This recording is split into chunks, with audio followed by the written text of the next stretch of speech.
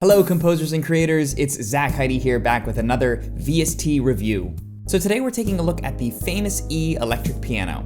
This was created by Orange Tree Samples, and if you've been on this channel before, you'll see that I've done lots of videos for them in the past. They're a fantastic company to work with, really great group of people, and they always release incredible content.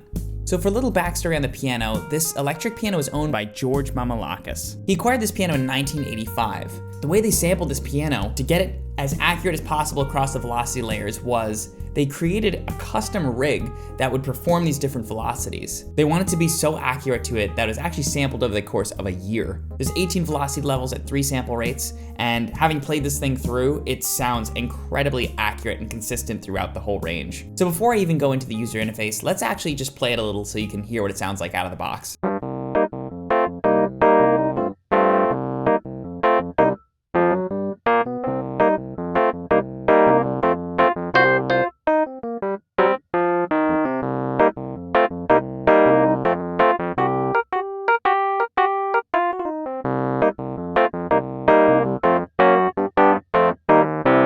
So it sounds really great. Now I'm playing the lower register, we can hear the higher register a little bit. I'm gonna move this mic out of my way.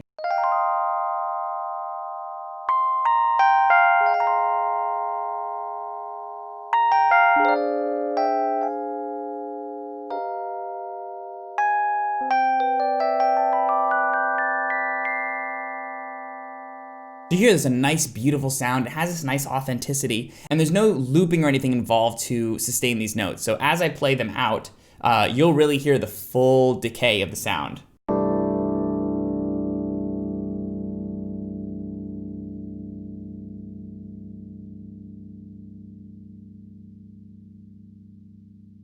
Really beautiful, really has a nice sound. So let's take a look a little bit into the user interface. So when we start in this interface, and I love the look of it, by the way, it just has a vintage feel too. We've got our standard settings here. So we've got the volume knob, we've got our little EQ here, which if we press the gear icon, we can actually customize these even more. We've got tremolo mode that we can toggle on and off. So here's with tremolo.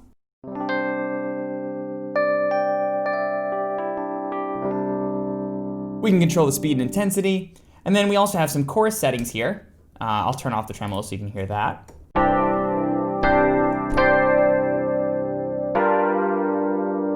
Various settings.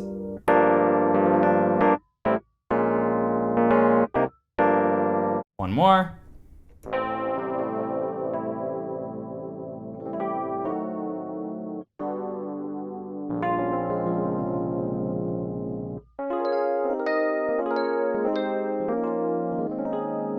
Now, if we move past this, perform, and I think these are really the basic settings, we can go to the effects. So there's effects racks that we can do. And again, I really like the look of this. It looks like an actual rack setup. So we've got different things. We've got an analog EQ, we've got digital EQ, choruses, algoverb, which is reverb using Contact's default settings.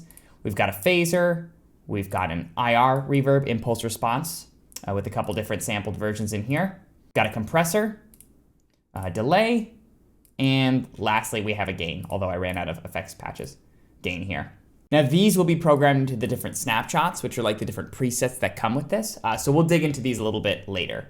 And then the last section we've got is the advanced section. This would be if we wanted to adjust the velocity sensitivity for our keyboard. So this is like an XY, we can drag this accordingly and sort of change this. If I change this down here, you'll notice it wants to lean much towards softer. And then if I press really hard, then we get the hard. Whereas this would be the reverse. It would lean towards louder.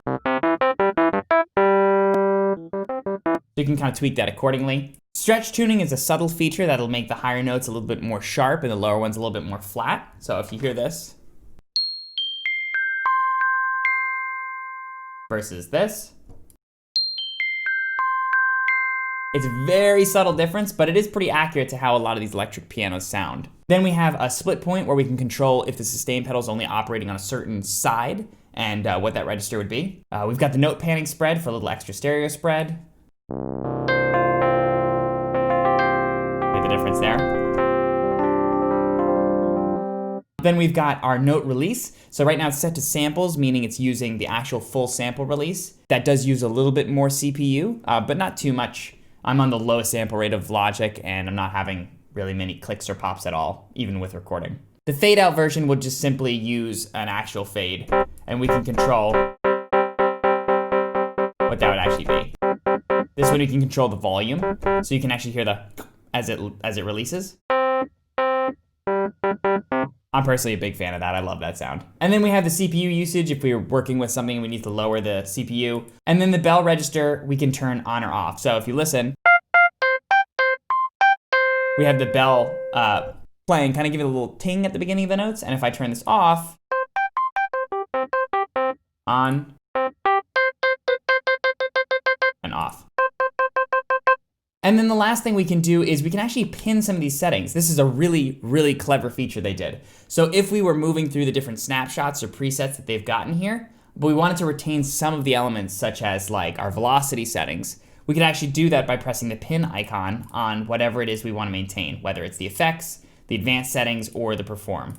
Let's move through some of the presets so you can hear what they've programmed. There's a ton in here. So we've got George Mamalakis' presets. He's the guy that actually created the rig to perform the velocity layers.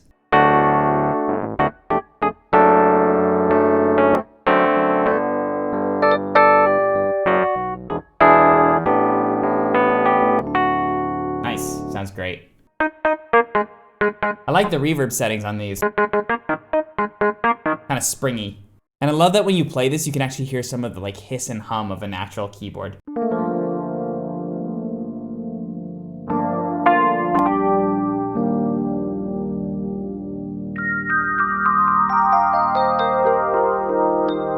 All right, let's move over to some of the other ones. Jay Graydon.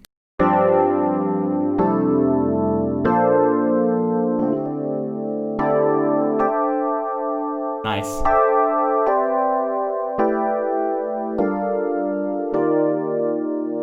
Almost has like a digital kind of effect on that one. Nice, so this has some of the delays built into it.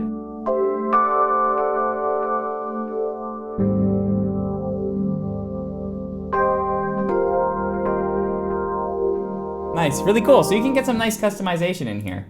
Greg Schlaper, he's the guy I work with a lot from Orange Tree. Awesome guy, let's check out what he did.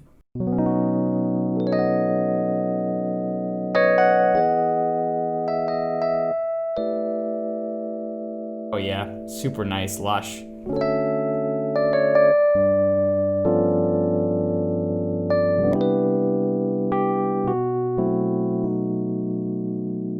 Really, really nice.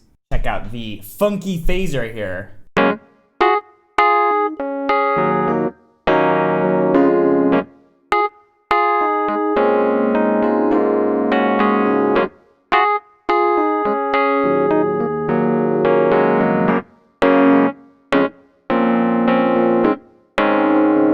They all sound really phenomenal. I like that it's actually a relatively simple VST, easy to customize, but within the presets you can get a lot of nuance out of this. It's really everything that it should be. It's focused, it's specific, and the tone of even just the initialized preset is fantastic. So I love it. Overall, I think this VST is phenomenal. It has so many great presets built in, but at its core, it's a really strong, well-sampled, accurate, and uniform keyboard across the board. So it's got 2 thumbs up from me. If you want to hear full audio demos, you can check it out on their website. I'll link it in the description below. Show them some love.